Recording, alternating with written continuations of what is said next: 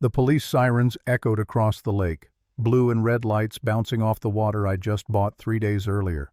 Natalie Wood, the HOA president, was screaming into her phone, pointing straight at me like she'd just uncovered some kind of environmental terrorist. I had no idea what was happening. One moment I was sipping coffee on my deck trying to rebuild my life after a brutal divorce, and the next I was being treated like a criminal for owning the wrong piece of property. I'll be honest, buying that lake was supposed to be my redemption arc. My name's Jackson Hall. I spent 8 years as a Navy engineer working with the Army Corps. I know water systems, I know land, and I know regulations better than most. So when I saw a small abandoned lake for sale at a county auction, 2 acres of water surrounded by oak trees, it felt like a sign. After losing my marriage, my house, and most of my savings, I needed something that felt like mine again. I paid $85,000 in full. Cash. I thought it was a clean slate. Turns out it was a loaded trap. That morning was perfect until it wasn't. I remember the sound that started it all, this bubbling noise from the center of the lake. Not fish, not wind, something mechanical. Then out of nowhere, boom! The middle of the lake erupted like a geyser, mud and steam shooting 30 feet high, and the air smelled like rotten eggs mixed with gasoline. I dropped my coffee mug, shards flying everywhere, heart pounding as smoke rose from the water. And then, like a bad omen, Natalie appeared, cell phone in hand, blonde hair sprayed into perfection, shouting, "You're destroying our environment, Jackson. I'm calling the police." Within minutes, fire trucks and sirens filled the street. The fire marshal, Dave Harris, showed up calm but serious. He asked for my ownership papers, which I handed over immediately. Before I could even explain, Natalie cut in, her voice full of authority. "He's been conducting illegal activities on HOA property. HOA property." That word hit me wrong. This wasn't an HOA lake, it was private. I'd bought it legally. Or so I thought. Dave scanned my paperwork, frowning at something. Then he walked toward the shoreline, kneeled down, and came back holding a metal pipe wired with what looked like a small timer. "Controlled device," he said under his breath. "Timer-based." This was planted. Natalie's face changed instantly. Pale, twitchy. That's confidential county procedure," she stammered. But that's when my Navy brain kicked in. I pulled out my phone, opened the EPA database, and said loud enough for everyone to hear. This lake was federally designated as a navigable waterway under Section 404 of the Clean Water Act. County authorities have zero jurisdiction here. I called the EPA hotline on speaker, and the rep confirmed everything I said. Natalie tried waving some fake-looking paperwork claiming the federal designation had expired, but the rep shut her down instantly. I hung up, looked her straight in the eye, and realized she'd just been caught. But what I didn't know was that she wasn't done. She was just cornered. That night I couldn't sleep. The victory felt hollow. Something about Dave's reaction about that device didn't sit right. I logged into the county record system and started digging. 45 minutes later, I felt my stomach drop. The county didn't even own the lake when they sold it to me. The listed owner was a company called Riverside Holdings, LLC. The registered agent, Michael Wood, Natalie's husband. $85,000, my entire savings, gone in what looked like a legal transaction. I laughed, a desperate, bitter sound. "Perfect," I said to myself. Of course. And just when I thought things couldn't get worse, my daughter Emma called. She's 20, a criminal justice major. "Dad, I finished my exams early. I can drive down tomorrow to see the lake. I can't wait to see your new place." I couldn't tell her the truth, that her father had just been scammed out of everything. So I lied. "Can't wait to see you too, honey." When she arrived, all sunshine and optimism, I almost couldn't breathe. She hugged me hard and said, "You look happy, Dad, like you finally found something that's yours." I wanted to tell her that everything she saw was built on lies, but then she said something that changed everything. "You always taught me that when something's worth having, it's worth fighting for. So fight for it." That night as she slept, I got a text from an unknown number. "Stop digging into property records or your daughter won't have a father to teach her how to fish."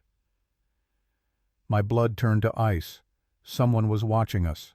The next morning, Emma and I sat shoulder to shoulder at my kitchen table, laptops open. If they wanted to scare us off, they'd pick the wrong girl to threaten. She started cross-referencing property seizures in the area.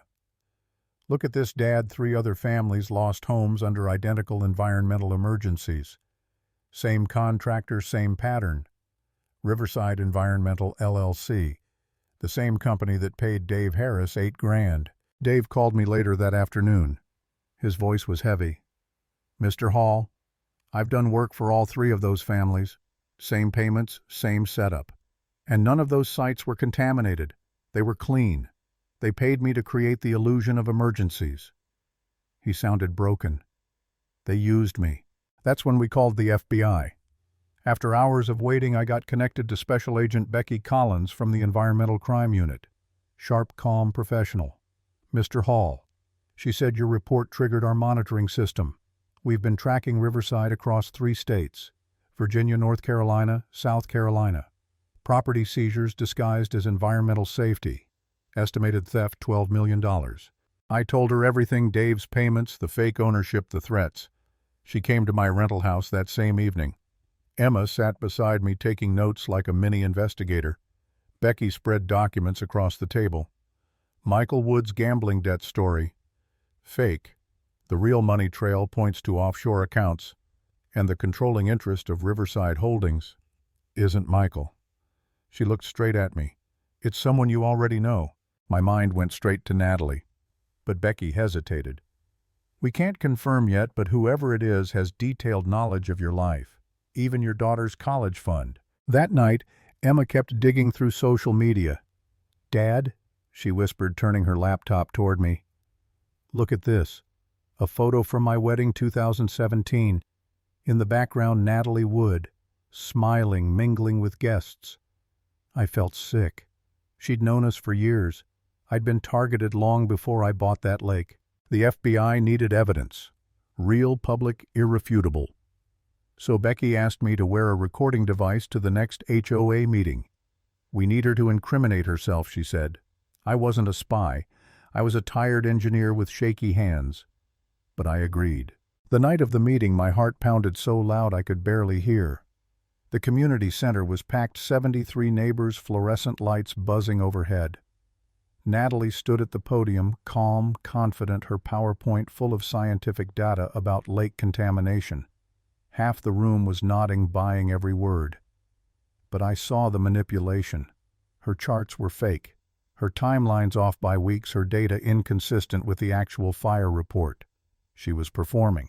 When she opened the floor for questions, I stood up. Mrs. Wood, I said, voice steady. Can you explain why county records show Riverside Holdings, your husband's company, as the true owner of my lake? Her eyes flickered just for a second.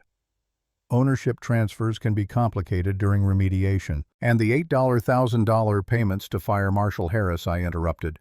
Why do those line up perfectly with the supposed emergencies in our neighborhood? The room went dead silent. She froze, then lashed out. You're making baseless accusations. Do you realize you're slandering county officials? But the crowd was already whispering, turning against her. I pulled out the documents. Becky had approved bank transfers, invoices, property records. These aren't accusations, I said. They're public records. You've been stealing from your own neighbors. And then Mrs. Johnson stood up. 70 years old, voice trembling but strong. You took my house, Natalie. I heard you say fear works better than facts. Gasps filled the room. Then the Millers stood. Then the Williams family. Their teenage son raised his phone and said, I recorded you. Want to hear it? He pressed play. And there it was. Natalie's voice, cold and calculating. Make sure the contamination report shows elevated levels by Thursday. Fear works better than facts. The room exploded, people shouting, some crying. Natalie's face turned white, and just when it looked like chaos would take over. The doors opened and in walked Dave Harris carrying a box of files. He set it on the table, his voice steady but emotional. I signed those reports, he said. I created the contamination they used to steal from you. I was lied to. I thought I was helping people prepare for development. I was wrong. He opened the box, bank statements, photographs, receipts, years of proof. And then from the back of the room, Agent Becky Collins stood up flashing her badge. I'm Special Agent Collins with the FBI. This meeting is part of an ongoing federal investigation. Natalie Wood, you are under arrest for conspiracy, fraud, and violation of federal environmental law. Gasps, murmurs, shock. Becky walked forward, handcuffs clicking shut around Natalie's wrists. For the first time I saw fear in her eyes, but then she smiled, this slow, venomous smile. You think you've won, Jackson, she whispered. Check your bank account. Check Emma's college fund. Some victories cost more than you think. As she was led away, the room fell silent except for the hum of the projector still running behind her. And I just stood there, surrounded by my neighbors, people who finally realized how deep the corruption went. Later, Becky told me that morning raids were executed across 3 states. Michael Wood was arrested, dozens of properties seized, millions recovered. I got my lake back plus federal restitution. But it came with one condition: I had to place the lake under permanent federal conservation, never to be sold or developed again. I agreed instantly. It felt right. That lake had suffered enough greed. I stood on the shore the next morning, the sun glinting off calm water. Emma's voice echoed in my head. When something's worth having, it's worth fighting for. She was right.